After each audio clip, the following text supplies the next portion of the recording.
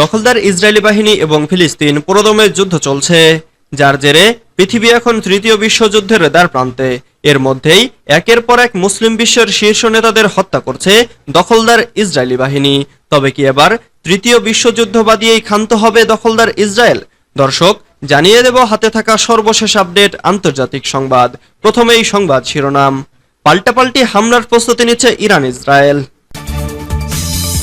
এরপর জানিয়ে দিব এক নেতা গেলে আরেকজন আসবে, হানিয়ার শেষ কথা। এদিকে ভাড়াটে খুনি দিয়ে গাজার প্রধান নেতাকে হত্যা ইসরায়েলের। এরপর জানিয়ে দিব ইসরায়েলি দখলদারিত্ব ও অপরাধযোগ্য নিয়ে যা বললেন আর্চবিশপ। আরো জানিয়ে দিব মিয়ানমারে আঞ্চলিক সামরিক কমান্ডের দখল নিল বিদ্রোহীরা। সর্বশেষ জানিয়ে দিব সেপ্টেম্বরে কামালার সঙ্গে বিতর্কে রাজি ট্রাম্প। এতক্ষণ শুনছিলেন সংবাদ শিরোনাম, এবারে বিস্তারিত।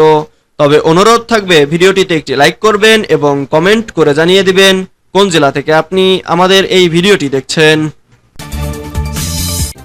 পাল্টাপাল্টি হামলার প্রস্তুতি নিচ্ছে ইরান ইসরায়েল। ফিলিস্তিনের স্বাধীনতাকামী সংগঠন হামাসের রাজনৈতিক প্রধান ইসমাইল হানিয়াকে হত্যার ঘটনায় মধ্যপ্রাচ্য জুড়ে উত্তেজনা বিরাজ করছে। এই হত্যাকে ঘিরে সম্ভাব্য পরবর্তী পদক্ষেপে জড়িয়ে পড়েছে কয়েকটি শক্তি। বিভিন্ন আন্তর্জাতিক সূত্র জানাচ্ছে পাল্টাপাল্টি হামলার জন্য প্রস্তুতি নিচ্ছে ইরান ও ইসরায়েল।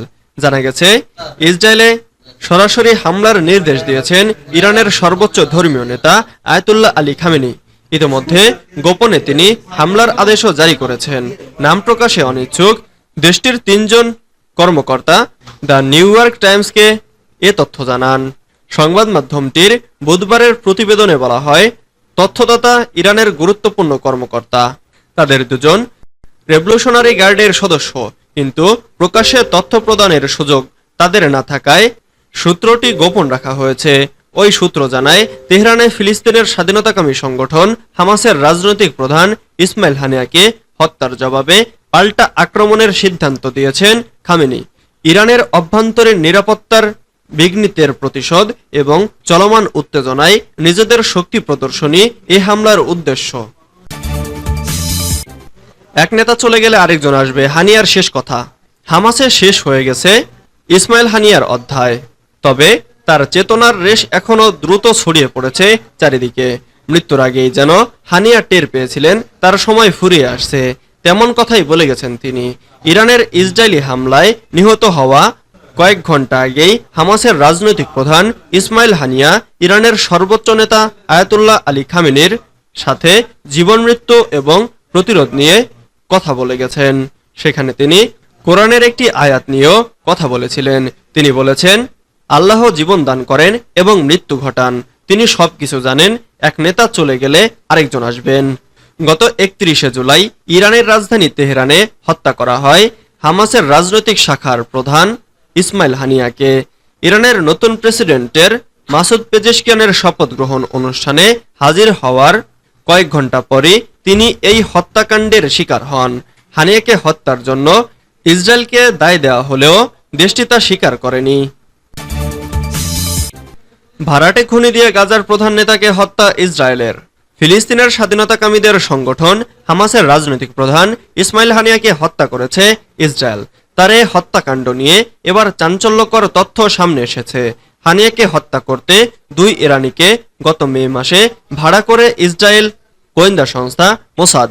শুক্রবার সংবাদ মাধ্যম দ্য টেলিগ্রাফের এক প্রতিবেদনে এ তথ্য জানানো হয়েছে। প্রতিবেদনে বলা হয়েছে, গত বুধবার হামাসের প্রধান ইসমাইল হানিয়া নিহত হয়েছেন। 2 ইরানিকে দিয়ে ইসরায়েলি গোয়েন্দা সংস্থা মোসাদ তাকে হত্যা করেছে। প্রতিবেদনে বলা হয়েছে, গত মে মাসে ইরানের প্রেসিডেন্ট ইব্রাহিম রাইসি হেলিকপ্টার দুর্ঘটনায় নিহত হন। এ সময় তারা জানাজায় অংশ নিতে ইরানের রাজধানী তেহরানে যান তিনি। তখন তাকে হত্যার পরিকল্পনা করে ইসরায়েল। জানা গেছে ওই সময়ে গেস্ট হাউসটিতে বেশি মানুষের উপস্থিতি ছিল, ফলে তখন সেখানে বোমার বিস্ফোরণ ঘটানো সম্ভব হয়নি। এতে করে অপারেশন ব্যর্থ হওয়ার আশঙ্কা দেখা দেয় মোসাদের। ইসরায়েলি দখলদারিত্ব ও অপরাধযোগ্য নিয়ে যা বলল আর্চবিশপ। ইসরায়েলি শাসক গোষ্ঠীর মাধ্যমে জোরপূর্বক দখল করে রাখা ফিলিস্তিনি ভূমি উদ্ধারের বিষয়টি এখন একটি আইনি ও নৈতিক প্রয়োজন হয়ে দেখা দিয়েছে বলে মত দিয়েছেন যুক্তরাষ্ট্রের ক্যান্টারবেরি চার্চের আর্চবিশপ জাস্টিন ওয়েলবি। সম্প্রতি টেলিগ্রাফের এক প্রতিবেদনে বলা হয়েছে, জাস্টিন ওয়েলবি জাতিসংঘের সুপ্রিম কোর্টের রায়ের প্রতি তারা সমর্থন ব্যক্ত করেছেন, যেখানে অধিকৃত ফিলিস্তিনি ভূমিতে ইসরায়েলের উপস্থিতিকে অবৈধ ঘোষণা করা হয়েছে এবং এ দখলদারিত্বের অবসানের দাবি জানানো হয়েছে। ইরনা জানিয়েছে, আর্চবিশপ ওয়েলবি ব্রিটেন সহ জাতিসংঘ সদস্যদেরকে আন্তর্জাতিক বিচার আদালতের অবাধ্যতামূলক রায়ের প্রতি ইতিবাচক প্রতিক্রিয়া জানাতে এবং ফিলিস্তিনি জনগণের মৌলিক অধিকারকে স্বীকৃতি দেওয়ার আহ্বান জানিয়েছেন। আন্তর্জাতিক বিচার আদালতের বিচারকদের প্যানেল সম্প্রতি এক রায়ে ঘোষণা করে যে ইসরায়েলি সরকারকে অবিলম্বে সমস্ত নতুন বসতি স্থাপনের কার্যক্রম বন্ধ করতে হবে, সেই সঙ্গে দখলকৃত অঞ্চলে ফিলিস্তিনি জনগণের বিরুদ্ধে সব ধরনের বৈষম্যমূলক আইন ও ব্যবস্থা বাতিল করতে হবে। মিয়ানমারে আঞ্চলিক সামরিক কমান্ডের দখল নিল বিদ্রোহীরা। মিয়ানমারের উত্তরাঞ্চলে সামরিক বাহিনীর একটি আঞ্চলিক কমান্ডো দখলে নিয়েছে দেশটির জাতিগত সংখ্যালঘু সশস্ত্র গোষ্ঠী মিয়ানমার ন্যাশনাল ডেমোক্রেটিক আয়ারল্যান্ডস আর্মি।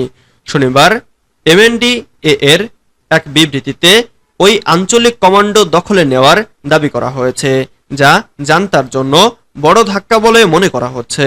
বিবৃতিতে এমএনডিএ বলেছে, মিয়ানমারের ন্যাশনাল ডেমোক্রেটিক আয়ারল্যান্ডস আর্মির যোদ্ধারা উত্তর শান রাজ্যের লাসিওতে উত্তর পূর্ব সামরিক কমান্ডের সদর দপ্তরের পূর্ণ নিয়ন্ত্রণ নিয়েছে। এর আগে জুলাইয়ের শুরুর দিকে এমএনডিএ এর যোদ্ধারা জান্তার বিরুদ্ধে নতুন করে হামলা শুরু করে ওই অঞ্চলে। তখন থেকেই চীনের সাথে প্রধান বাণিজ্যিক মহাসড়কের পাশে অবস্থিত লাসিও শহরটি অস্থিতিশীল রয়েছে। তবে সামরিক কমান্ডো বিদ্রোহীদের দখলে যাওয়ার বিষয়ে মিয়ানমারের সামরিক জান্তার মুখপাত্রের মন্তব্য পাওয়া যায়নি বলে জানিয়েছে ফরাসি বার্তা সংস্থা এএফপি। সেপ্টেম্বরে কামালার সঙ্গে বিতর্কে রাজি ট্রাম্প। যুক্তরাষ্ট্রের ভাইস প্রেসিডেন্ট কামালা হ্যারিসের সঙ্গে বিতর্ক করতে রাজি হয়েছেন মার্কিন রিপাবলিকান প্রেসিডেন্ট প্রার্থী ডোনাল্ড ট্রাম্প। আগামী 4 সেপ্টেম্বর কামালার সঙ্গে বিতর্কে ফক্স নিউজের আমন্ত্রণ গ্রহণ করেছেন বলে জানান ট্রাম্প। শুক্রবার 2 জুলাই রাতে নিজের অফিসিয়াল সামাজিক যোগাযোগ মাধ্যম এক্স হ্যান্ডেল ট্রুথ সোশ্যাল একটি পোস্টে এই ঘোষণা দেন তিনি। শনিবার 3 জুলাই এক প্রতিবেদনে এ খবর জানিয়েছে বার্তা সংস্থা রয়টার্স। প্রতিবেদনে বলা হয়, 4 সেপ্টেম্বর পেনসিলভানিয়ায় অনুষ্ঠিত হবে এই বিতর্ক। গত মাসে ফক্স নিউজ কামালা হ্যারিসকেও 17 সেপ্টেম্বর বিতর্কের জন্য আমন্ত্রণ জানিয়েছিল। তখন ফক্স নিউজের প্রস্তাবে রাজি হয়েছিলেন বলে জানান